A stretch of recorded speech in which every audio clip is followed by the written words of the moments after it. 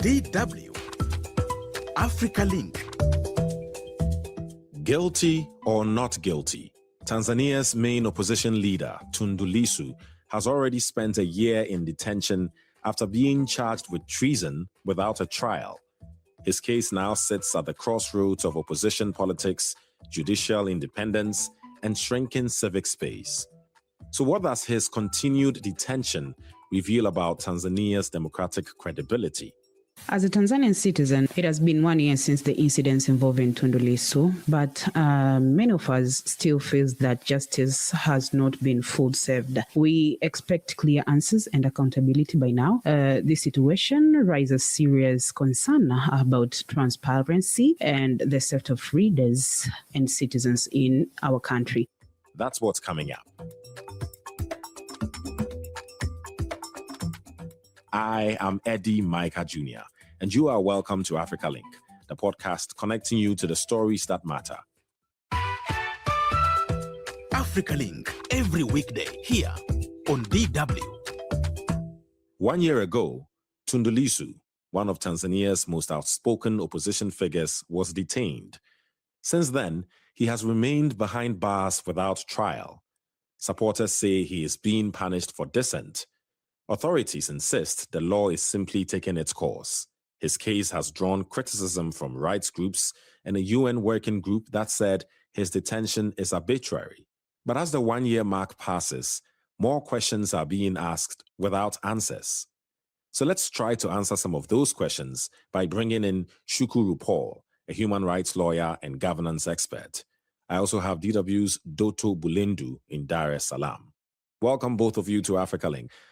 Doto, first remind all of us of who Tundu Lissu really is. Thank you so much for giving me this opportunity to join you in the show. In brief, Tundu Lissu currently is the chairman of the opposition party in Tanzania, Chadema, but by professional, Lissu is a lawyer specializing in human rights and constitutional law.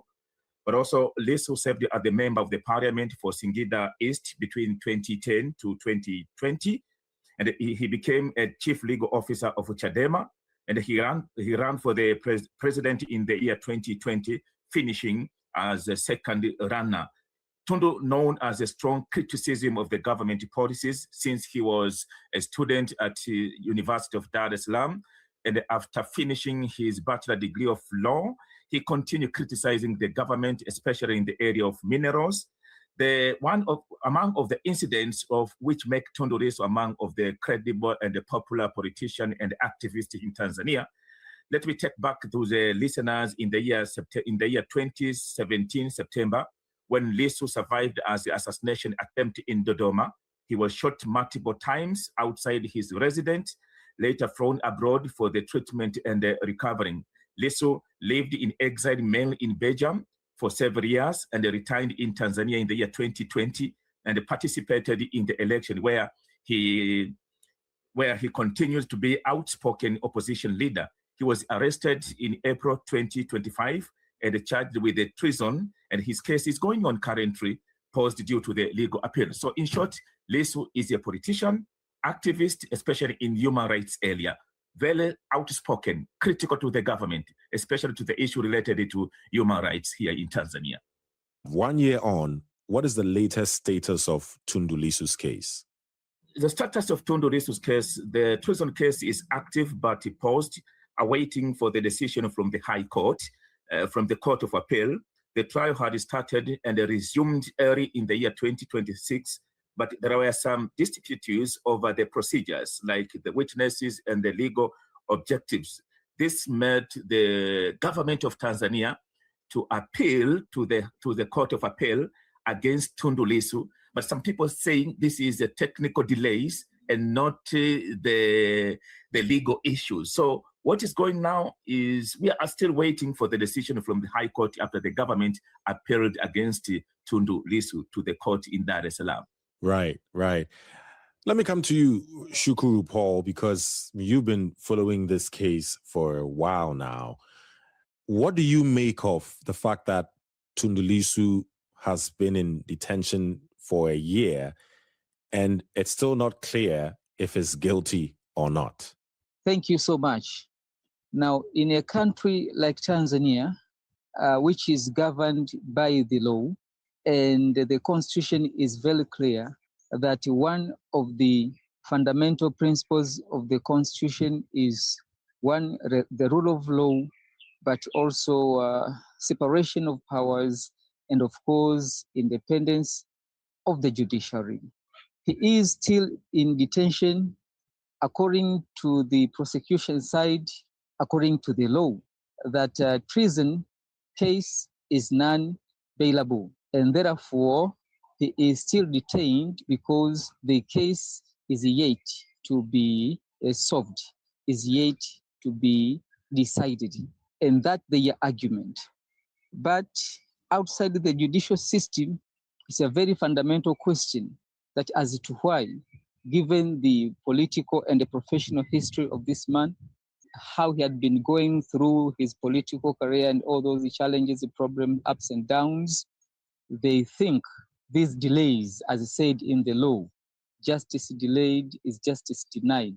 The majority believe this long detention is a way to deny the justice against Tundu Lissu.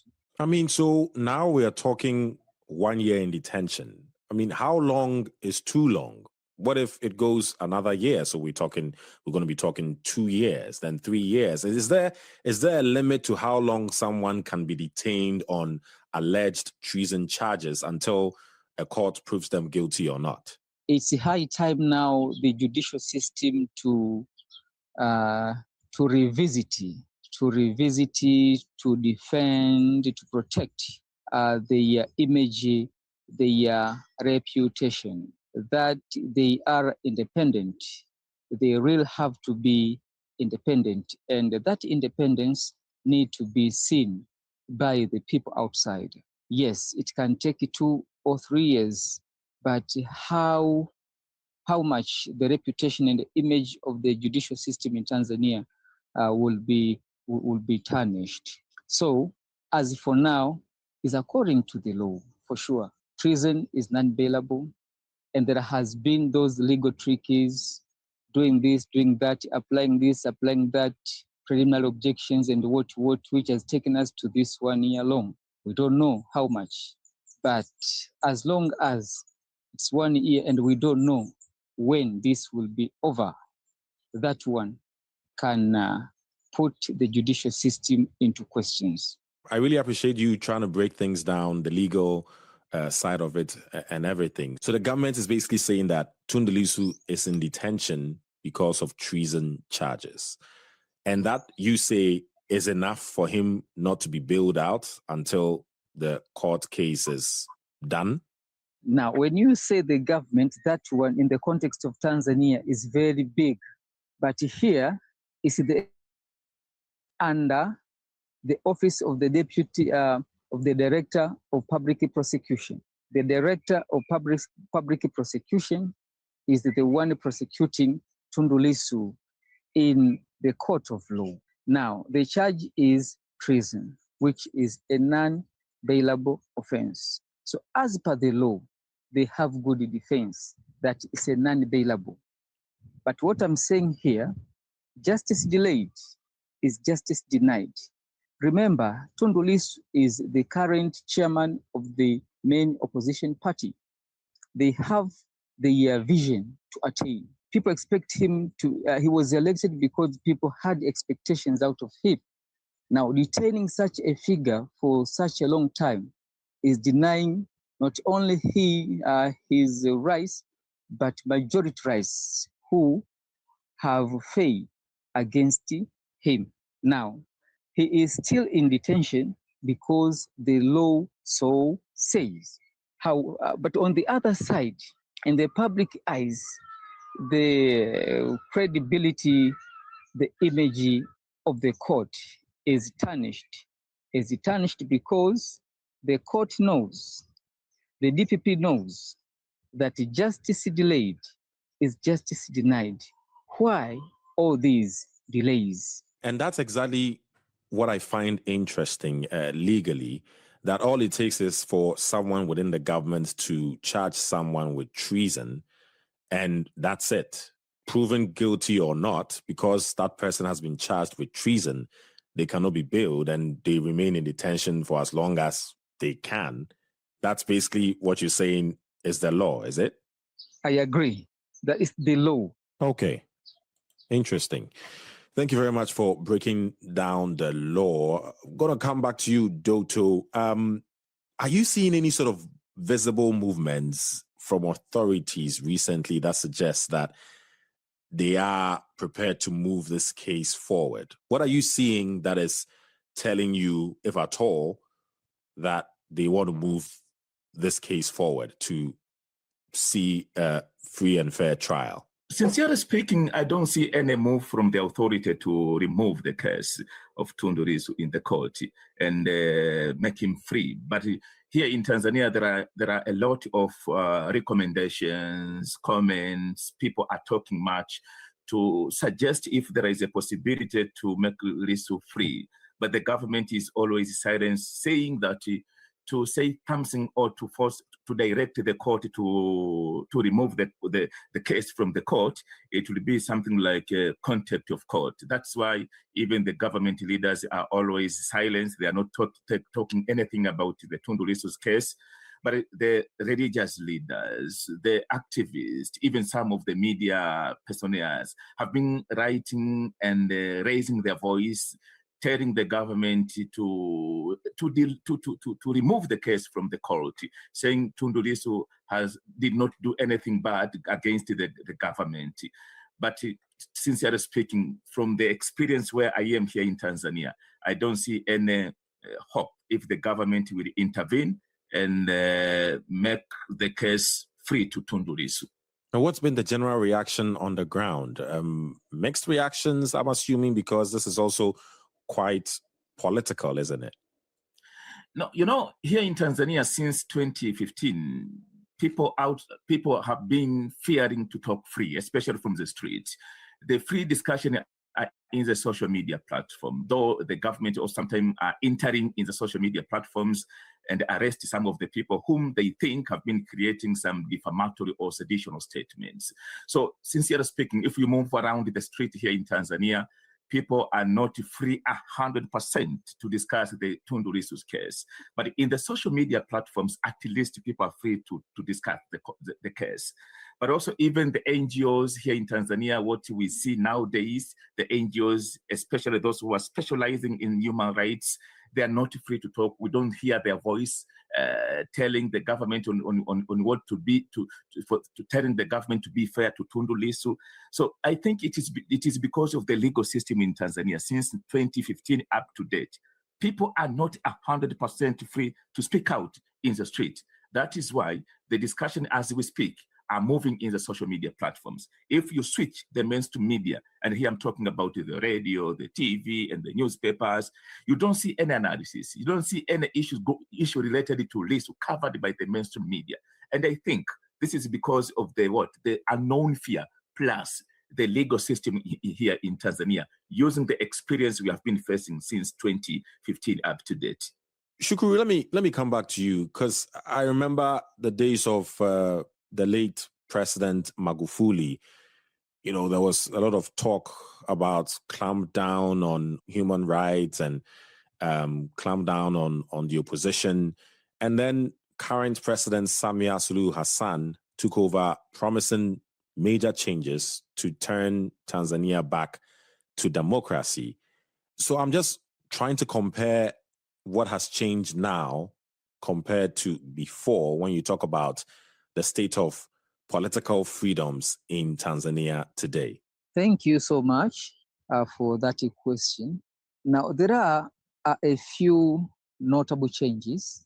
Like, for instance, Madam Samia planned and, of course, she met with the leaders of the political parties in Tanzania to listen and take areas where they are aggrieved, areas where they believe, they think should be improved. And that one necessitated to the so-called 4 R's, including of which one R is reconciliation. So people expected a bright new beginning.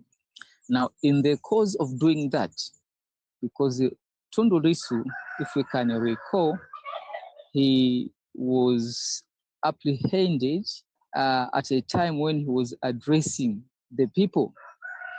So it was a resumption of the exercise of the political freedom where people go around, political leaders go around, present their manifestos, convince the people to join their party. It is unfortunate to learn that a short time after that meeting, things turned almost similar.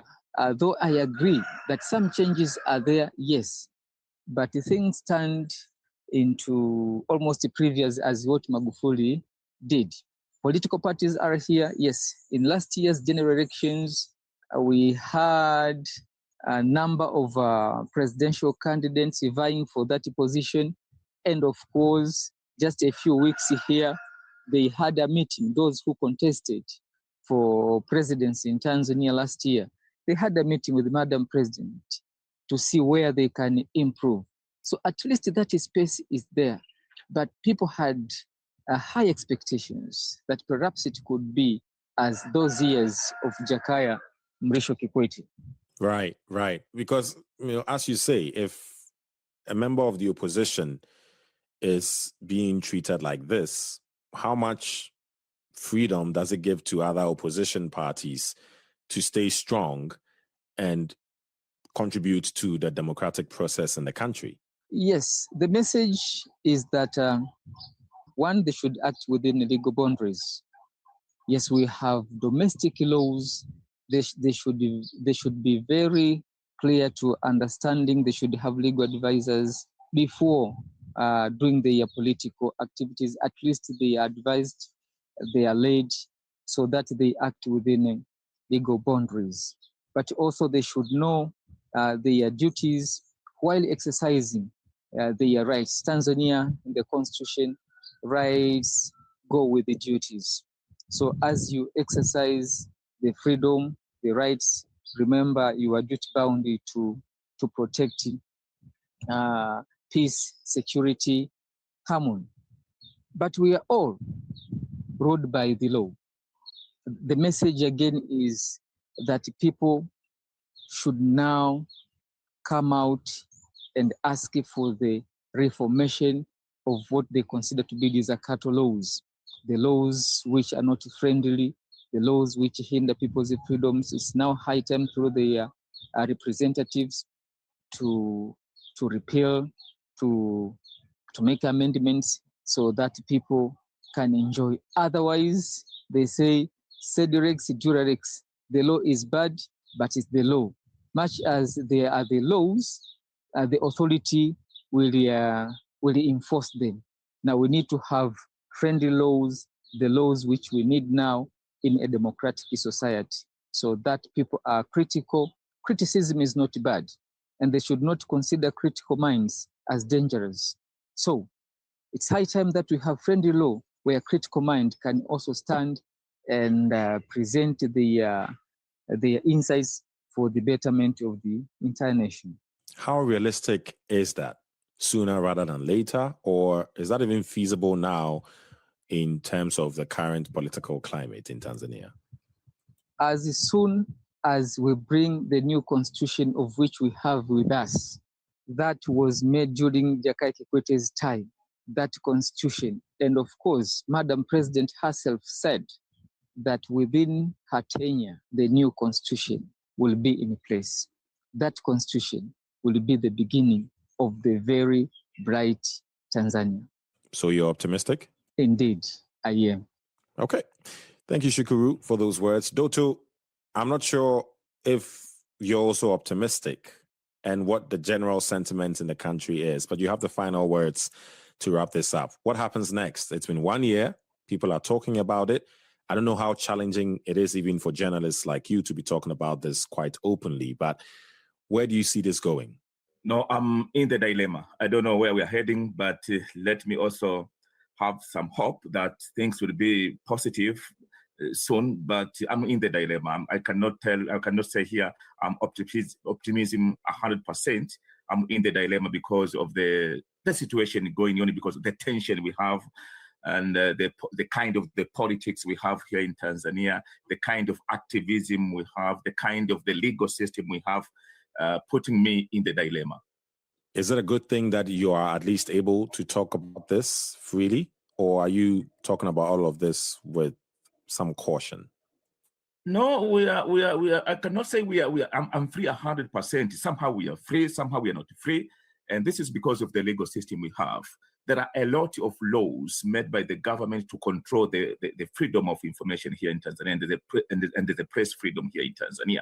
And sincerely speaking, if we want to build the country which will move too fast, we are supposed to recheck our laws which control and regulate information and the media here in Tanzania. And that is why I'm saying I'm in the dilemma until the government, with the free heart, decided to change the laws, with the laws which will accommodate, the law which will make inclusive community here in Tanzania, people free to talk. As Shukuru said, challenging is not bad things.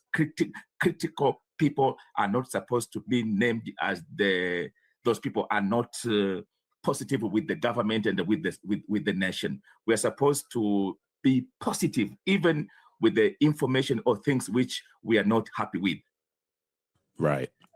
And on that note of what the situation should be and what to hopefully expect, we will wrap up this discussion. Many thanks to you, Shukuru Paul, human rights lawyer and governance expert. Also, thank you very much, DW correspondent in Dar es Salaam, Doto Bulendu. My pleasure. My pleasure too. If a leading opposition figure can be held for a year without trial on serious charges, that sends a chilling message to parties, activists, journalists, and ordinary citizens who want to speak openly. We need reassurance that such incidents are properly investigated and justice is delivered. It is frustrating that 1 year after what happened to Mr. Tundu Lissu, but the situation that happened still make a lot of questions which is being unanswered to many citizens in Tanzania. This make a lot of serious issues seem to take a long of time without a clear progress on what we demand or we need to hear from the system about the issue that happened to Tundu Lissu. So what we need as a citizen to our country, our system, we need truth. We believe that truth is not delayed and where justice is not selective. So the thing that we admire from our system is to make the trust for us. From a point of view, as a citizen, the case of Tundu Lissu should remain as of the importance of unity and peace. Regardless on the political difference in Tanzania must remain as a country where the disagreements are resolved peacefully. 1 year later, this is a time to promote dialogue and national unity rather than division. Now, what happens next will be crucial. Tanzania can move toward a transparent, timely trial or continue with delays that deepen doubts. Experts say if authorities want to ease tensions, they will need to show the case is guided by the rule of law, not politics. Otherwise, Tundu Lissu's detention risks becoming a lasting symbol of democratic backsliding and raising further questions about Tanzania's political openness. What do you think? Share your thoughts with us on Facebook at DW Africa. Listen on Spotify or wherever you get your podcasts. And subscribe to our DW Africa YouTube channel so you never miss an episode. This show was co-produced and edited by Isaac Mugabe. And I am Eddie Micah Jr. Thanks for listening.